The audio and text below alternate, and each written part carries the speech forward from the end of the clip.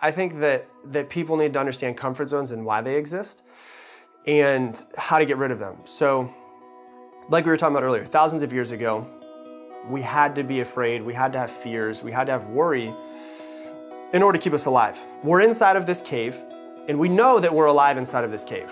But we don't know if we step outside of this cave, that we don't know we're gonna still be alive. There could be a lion in the bush that could attack us.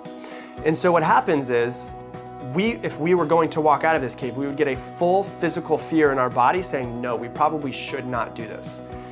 And we would get that physical fear. Now, we don't have to have that physical fear anymore because there's no lions or anything like that outside that are gonna attack us, most of us at least. So what we do is we fill our brains with other fears, surface level stuff, what people think of us, being rejected, fear of success, all of those things.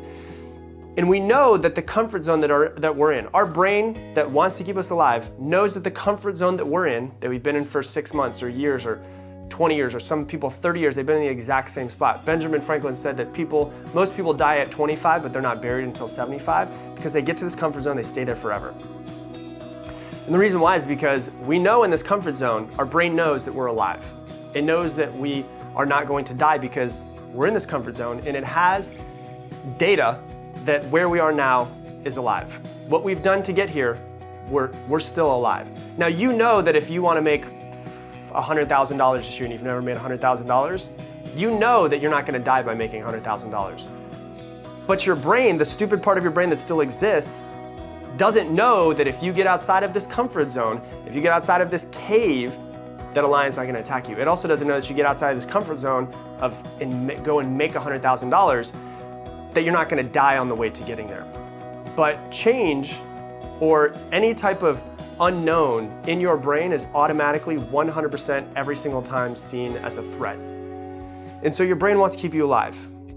And so it wants you to stay inside of this cave just like we were cavemen. It doesn't want you to get outside of it. It doesn't want you to get outside of this comfort zone where you have to push yourself or work harder or work on yourself more, because it doesn't know, you know consciously you're not going to die. But it doesn't know in that little teeny part of our brain, the animalistic reptilian brain that we have, that we're not going to die when we leave that comfort zone. And so I think that if people can understand how their brain works and why comfort zones exist, they can sit there and go, okay, I have this video. Like I take my camera and I remember when I was going to post my first few videos, I was like, what are people going to say? Like why, the imposter syndrome, right? Like I'm not as good as Tony Robbins. Why would somebody listen to me when there's Tony Robbins out there? And so there's that physical fear of like, I'm about to post my first video, or I'm about to put my first podcast or my first picture, whatever it is. What are people gonna say? What are people gonna think? And there's that fear, because I've never done it before. The physical, the butterflies and like your hair, your arm hairs kind of stand up where it's like, I don't know what's gonna happen. But I could sit in that moment and go, why am I feeling this way? I think that people can understand why a comfort zone exists is to keep us alive and realize that most of the time we push ourselves out of our comfort zone, we're never going to die. Then things really start to change. So the way that I always used to say it was, your brain is not like a rubber band, your brain is like a plastic bag. So a rubber band, you pull it and it goes back to the same size. Plastic bag, if you pull it, it will never go back to the same size. It will now be a little bit bigger than it was. If you pull it again, it'll be a little bit bigger than it was.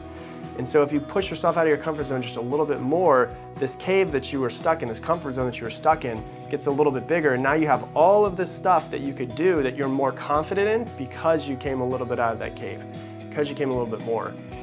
And so I think if you can understand how your comfort zone works, how it exists, why it exists in our brains, you can look back as the thinker and say, why am I feeling this way?